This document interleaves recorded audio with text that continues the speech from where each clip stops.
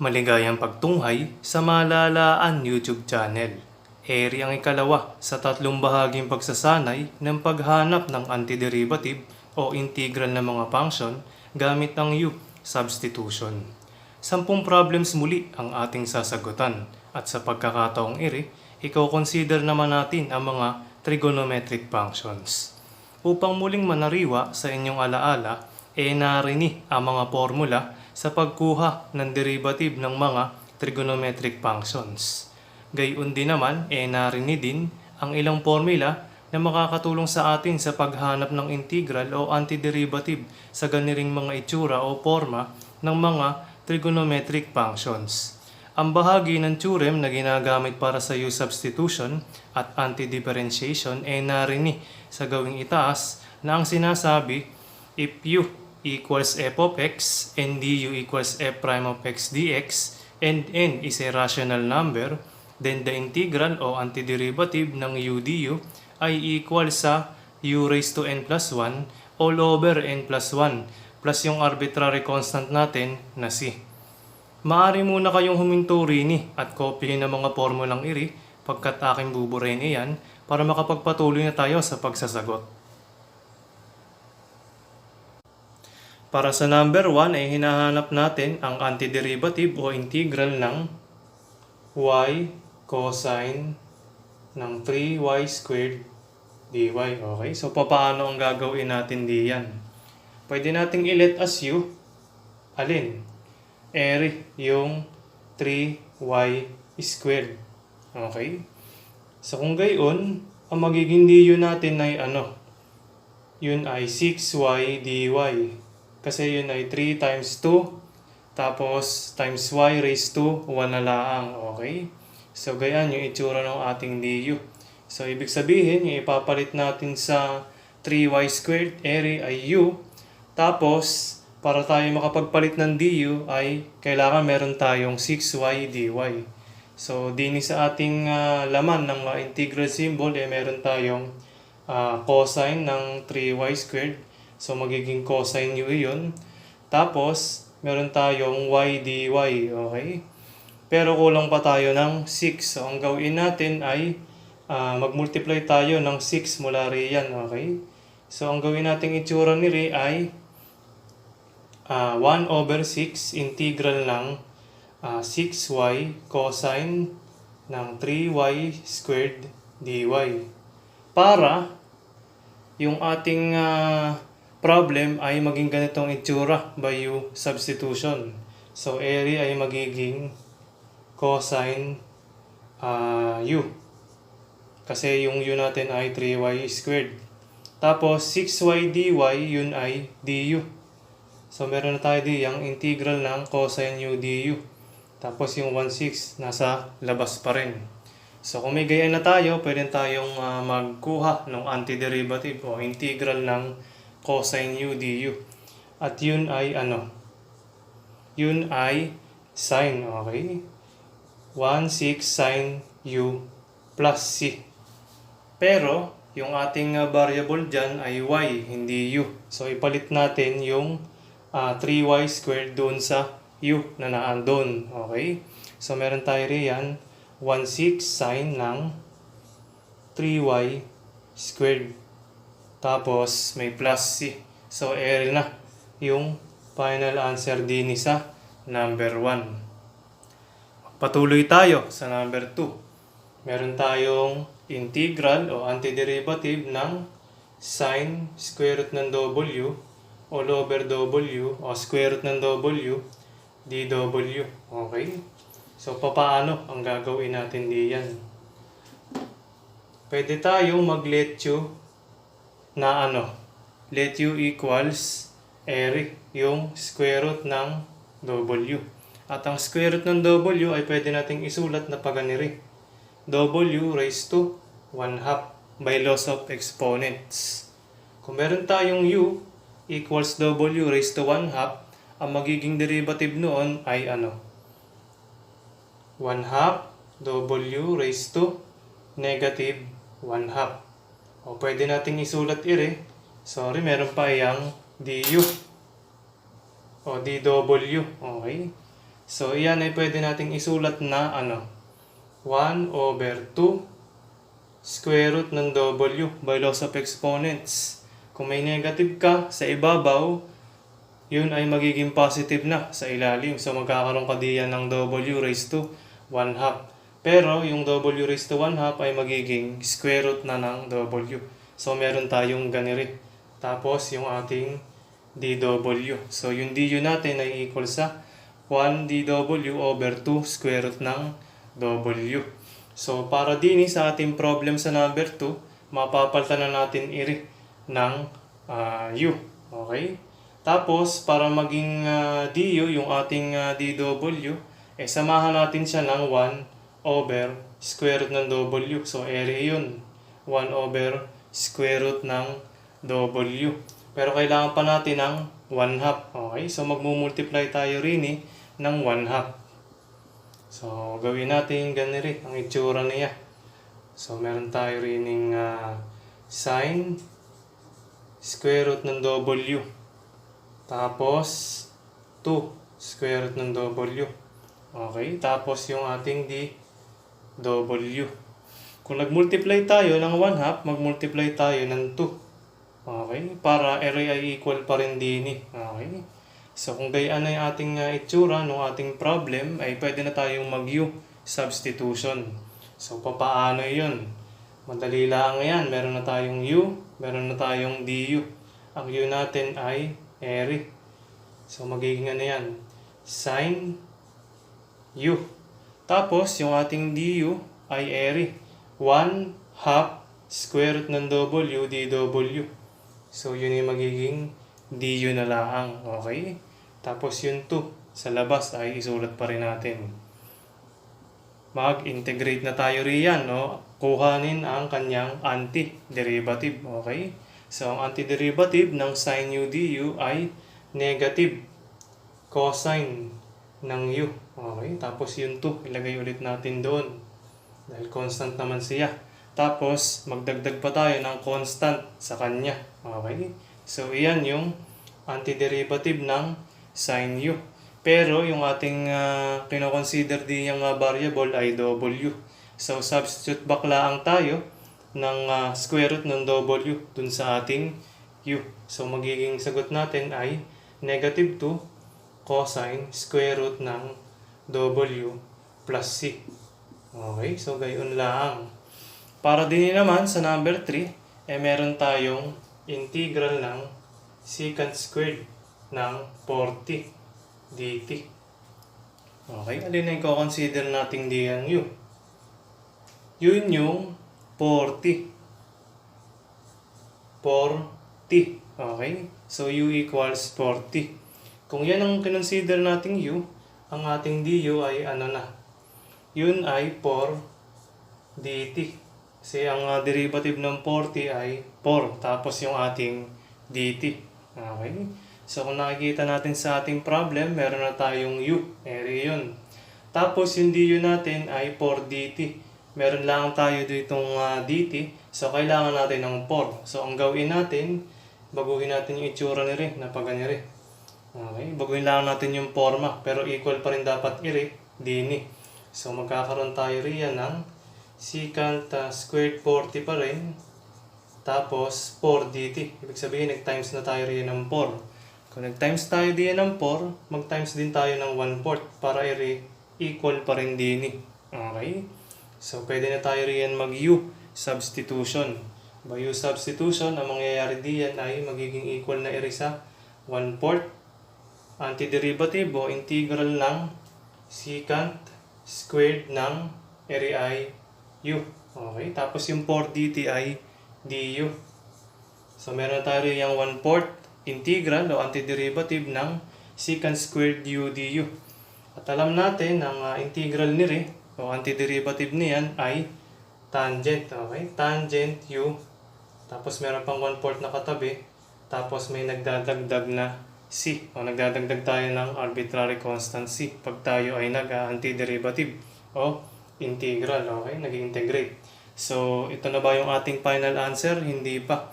Dahil yung ating variable ay t, hindi naman u. So, balik tayo sa 40. Okay, so magkakaroon tayo riyan ng 1/4 tangent ng 40 plus C. Okay, so yan yung ating final answer para din sa number 3. Okay? Hinahanap natin sa number 4 ang antiderivative o integral ng 8 cosecant 1 plus 2x cotangent ng 1 plus 2x dx. Okay? So, papaano ang gagawin nating u? Substitution diyan. Ano ang pipiliin nating u? Okay? Pwede nating piliin u, yung 1 plus 2x. Kung meron tayong u na equal din ang magiging du niyan ay yung derivative ni re. Derivative ni re ay 2. Tapos, ididikit natin yung dx. Okay? So, para rin sa ating problem sa number 4, area ay mapapalitan na ng u. Okay? Tapos, para tayo ay magkaroon ng du, kailangan natin na meron tayong 2 dx. Okay? Meron tayo rin ng constant na 8. Meron din tayong dx. Okay? Pwede tayong kumuha rin sa 8 ng 2 para yung ating problem ay magkaroon ng du. Okay? So, gawin natin yan din. So, area ay pwede nating isulat na 4 times 2. Tapos, idikit natin yung dx. Okay? Tapos, kopyahin lang natin yung natitira. Kumbaga, isinulat lang natin uli yung ating problem. Para makita natin o mapaghandaan natin yung pag-u substitution. Okay? So, area ay meron tayo rin 4 integral o antiderivative ng tayo ay mag-u substitution na. Cosecant, area ay magiging u. Tapos cotangent, area magiging u rin. Tapos itong 2dx ay magiging ano na? Du. Okay? Yan ay naging itsura ng ating problem by u substitution. Tayo ay pwede nang mag-antiderivative din o mag-anti-differentiation.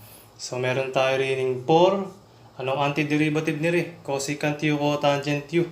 Yun ay cosecant, okay, ng u. Okay? So, yan. 4 cosecant u plus c. So, yan yung kanyang antiderivative. Pero, tayo ay merong u equals 1 plus 2x. Kasi yung original nating problem ay in terms of x. So, ipalit lang natin yung 1 plus 2x dun sa u. Okay? So, meron tayo dining final answer na 4 cosecant ng 1 plus 2x. Okay? Tapos yung plus c. Okay? So, negative nga pala yung integral nila, yung antiderivative. So, maglagay lang tayo din ng negative. Okay? Yun na yung ating final answer din sa number 4. Negative 4 cosecant ng 1 plus 2x plus c. Yan sa number 4. Paano naman sa number 5? Kung saan meron tayong antiderivative ng 3k squared plus 10k sa numerator, tapos sa denominator ay sine squared ng k cube plus 5k squared. Tapos meron pang dk. So, papaano iyan? Okay? Eri, pwede natin isulat na ganito. Integral ng 1 over sine squared ng k cube plus 5k squared. Kumbaga, ginagawa natin silang dalawang factors. Okay? Yung 1 over sine squared ng k cube plus 5k squared, yun yung una nating factor. Tapos, area yung pangalawa. Area nasa numerator. 3k squared plus 10k. Okay? Tapos yung dk. Ito, mapapansin ninyo, ay pwede natin gawin din sa 1 ay isulat na pag 1 squared. Ang 1 squared ay 1, pwede natin isulat ng 1 squared iyan. Okay? Para magkaroon tayo ng 1 over sine nito Tapos, yung buong yan, squared. Okay? Bakit ko ginagawa yan?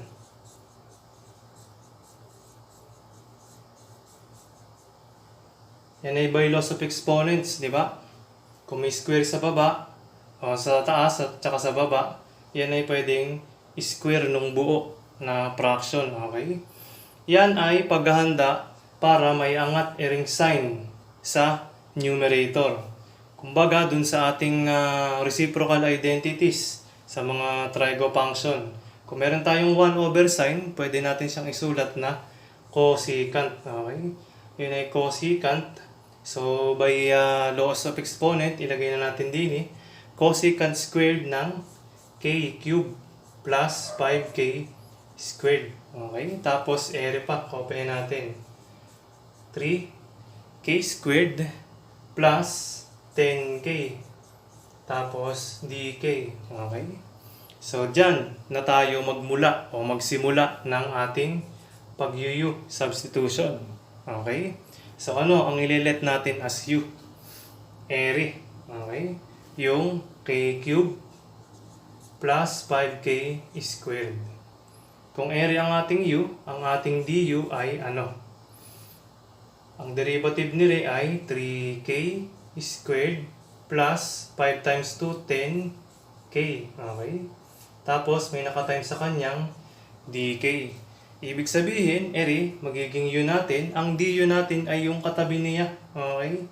Yung katabi ng cosecant squared k cube plus 5k squared, yun yung 3k squared plus 10k, yung quantity ng nakatimes sa dk. Yung magiging du natin. Okay? So, by u substitution, ang mangyayari ay ganire. Okay? Meron tayong integral o antiderivative ng cosecant squared ng u. Tapos, ay magiging du na. Okay? So, pwede na tayo rin kumuha ng antiderivative nire o mag-antidifferentiation na. Okay? So, ang integral niyan ay ano? Negative cotangent ng u plus c. Okay? Pero, yung ating u, kailangan nating palitan ng ano? K cube plus 5k squared. Kasi yun yung original nating variable, yung mga k. So, ay magiging negative cotangent ng 5 o yan ay k cube plus 5k squared. Tapos merong plus c. Okay? So, gayaan para sa number 5. Okay? Nakita natin na sa problems 1 to 5 ay pwede nating ilet as u yung mga measure o sukat ng mga trigonometric functions na meron tayo sa loob ng integral symbol. Maaari din kasi nating mahanap doon ang kanilang derivative na magiging bahagi ng du. Sa mga sumusunod pang problems ay makikita natin na maaaring gawing u ang isang trigonometric function dahil maaaring sa tabi o sa taas nito matagpuan ang derivative noon na isa ring trigonometric function. Ang integral o antiderivative ng cosine r over sine to the fourth ng r dr ang hinahanap natin din sa number 6. So, paano tayo mag-u substitution diyan? Okay? So, pwede natin piliin na u ay yung sine r. Okay? Yung nandun sa ating denominator. Pag kunyuha natin, ang derivative ng sine r, yun ay cosine r. Kapag dinagdagan natin rin ng dr, yun na yung ating du. Okay? So, yung ating u. Okay? So, meron tayo rin ng u to the fourth. Tapos, sa numerator natin ay yung ating du. So, gayon yung gagawin nating u substitution. Okay? So, meron tayong ganire. Mula rin by u substitution, gamit yung u equals sine r at du natin ay cosine r dr ay naging ganire na yung itsura niyon. Okay? Pwede nating itaas ring u to the fourth power. By laws of exponents ay magiging ano yan? U raised to negative 4 du. Tapos, pwede na natin siyang kunan ng antiderivative area. Okay? So, by antidifferentiation o integration, makukuha natin ay u raised to negative 3 all over negative 3. Okay? Plus c. Base doon sa ginamit natin na theorem. Okay? Yung formula doon sa theorem. Tapos, pwede natin siyang i-rewrite na 1 over 3 o negative 1 over 3. Negative 1/3 ng yung u palitan na natin. Okay? Yun yung sine ng r naka-raise sa negative 3 plus r. O pwede natin siyang isulat na negative 1 over 3 sine cube ng r plus c. So, area yung ating final answer sa number 6. Okay?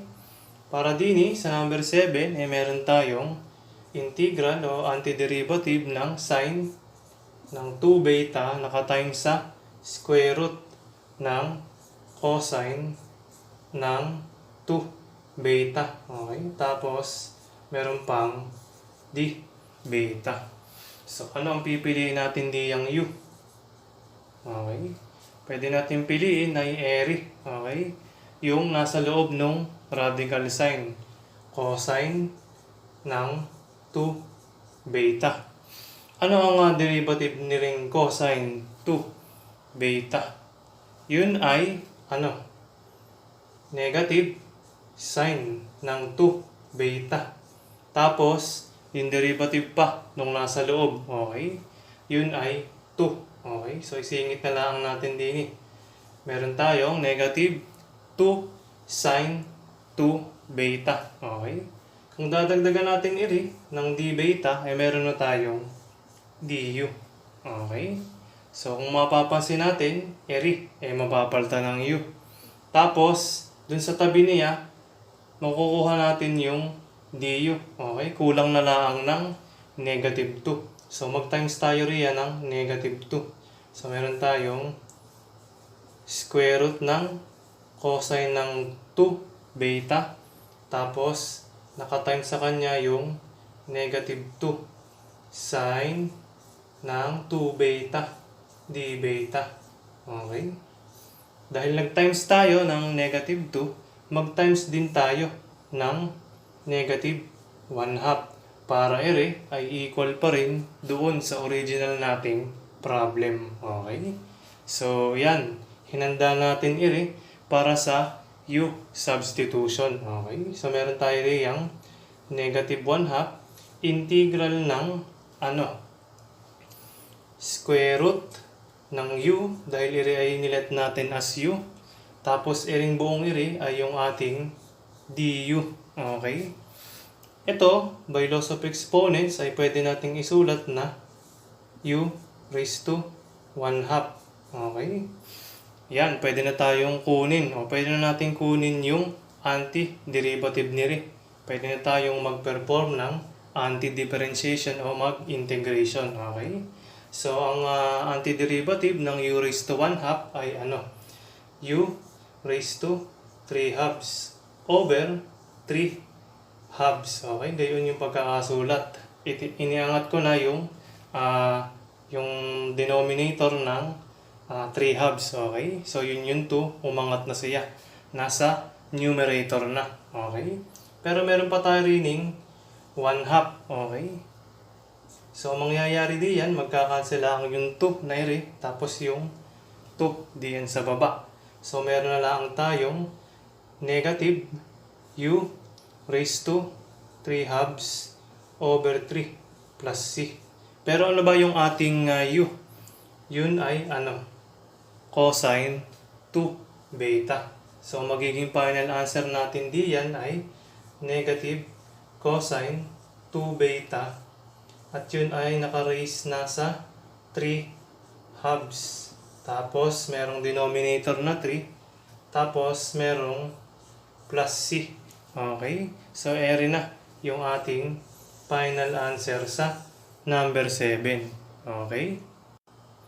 Sa number 8 ay meron tayong antiderivative o integral ng cosecant squared 3m over cotangent cube ng 3m dm. Okay? So, papaano ang gagawin natin diyang u? Substitution. Okay? So, tayo ay maglilet ng pwede nating ilet as u yung ating cotangent 3m. Okay? Kung area ang ating u, ano yung magiging du natin?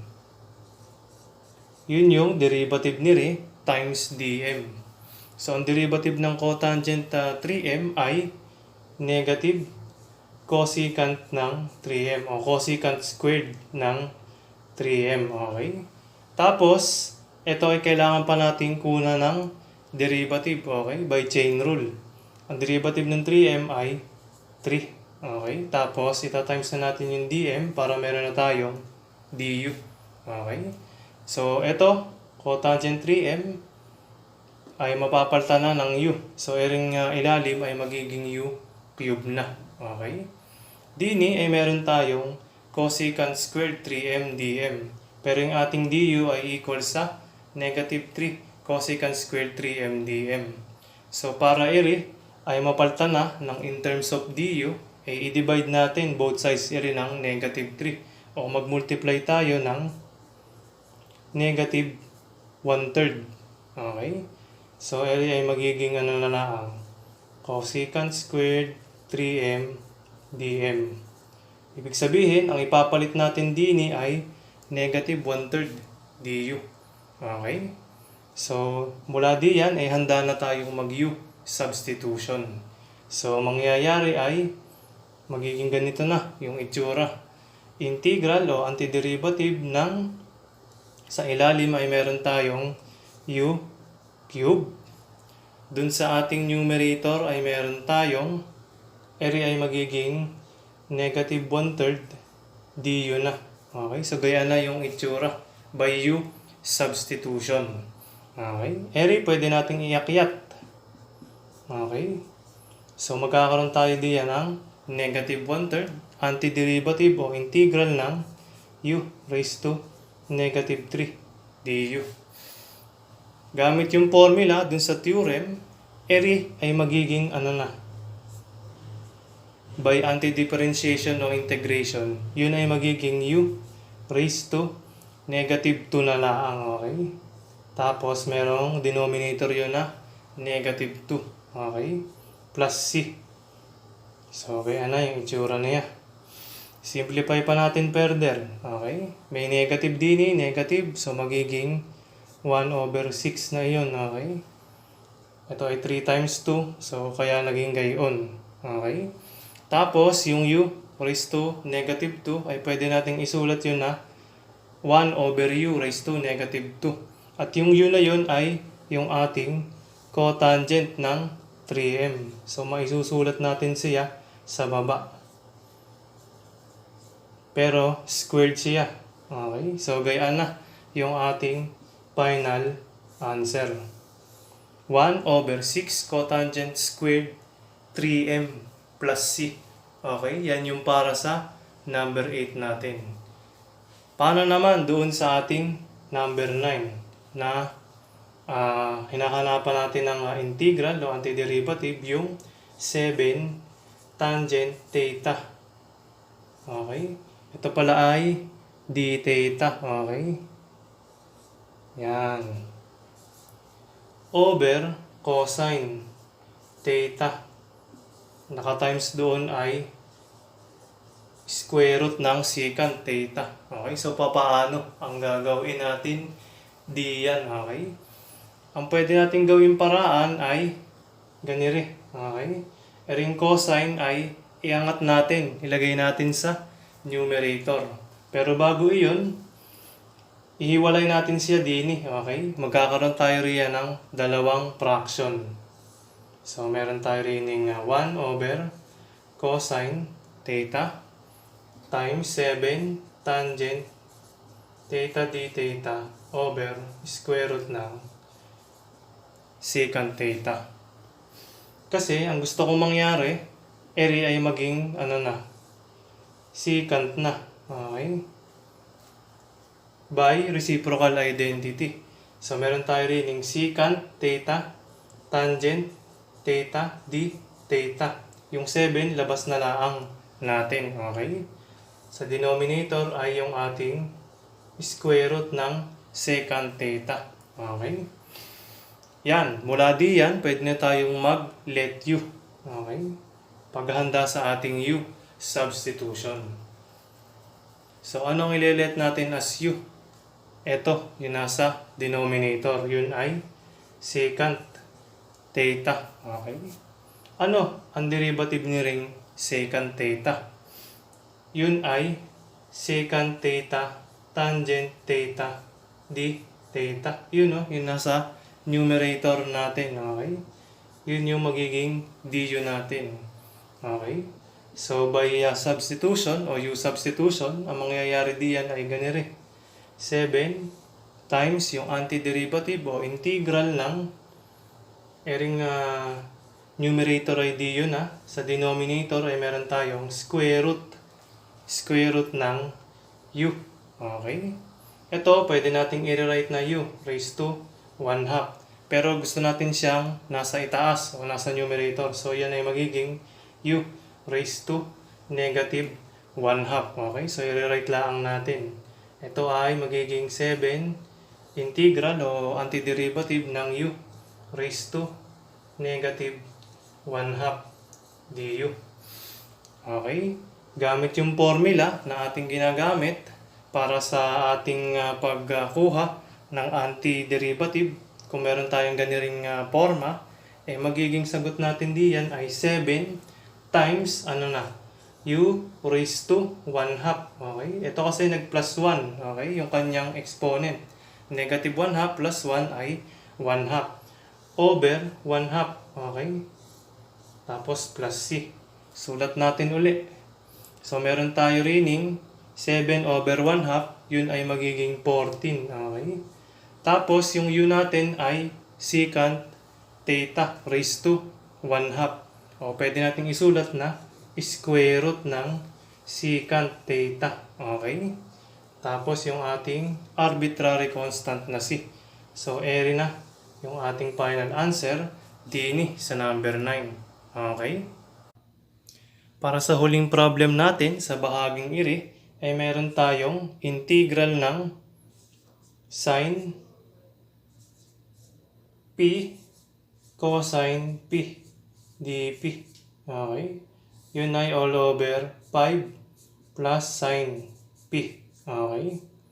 Yung 5 plus sin p ay nakaraise sa 4. Okay? Ano ba ang antiderivative o integral na yan? Using u substitution na technique. Okay? So, ano ang pipiliin natin na u? Di yan. Okay? Eri, yung nasa ilalim. Let u equals 5 plus sin p. Okay? Ano magiging du natin kung gayaan ng ating u? Pwede natin gawin ay, kunin natin yung derivative nila. Okay? Ang derivative ng 5 plus sin p ay 0 plus cosine p. Okay? So, yun ay cosine p laang. Para makuha natin yung du, times natin yung dp. Okay? Ibig sabihin, may pamalit na tayo rin sa 5 plus sin p na u. Pamalit natin din sa cosine p dp ay du. Paano naman yung ating sin p? Diyan. Okay? So, ang pwede natin gawin ay manipulahin ire. Okay? Meron tayo riyan na u minus 5 equals sin p. In terms of u, meron na tayong pamalit sa sin p. At yun yung u minus 5. Okay? By u substitution, ang mangyayari din ay magiging Ering sin p ay u minus 5. Okay? Cosine p dp ay du. Tapos, yung 5 plus sin p, yun ay u. Nakaraise sa 4. Okay? So, gaya na, yung naging itsura ng ating problem. Okay? Eri, ay pwede nating gawing ganire ang itsura. Okay? So, meron tayong u over u raised to 4 minus 5 over u raised to 4. At yun ay buong nakatimes sa du. Okay, so naggawa tayo ng dalawang terms using this expression. Okay, para mapaghiwalay din natin yung pagkuha ng antiderivative o integral ni ring dalawa. Okay, so meron tayo ring integral ng ano yung u over u raised to 4.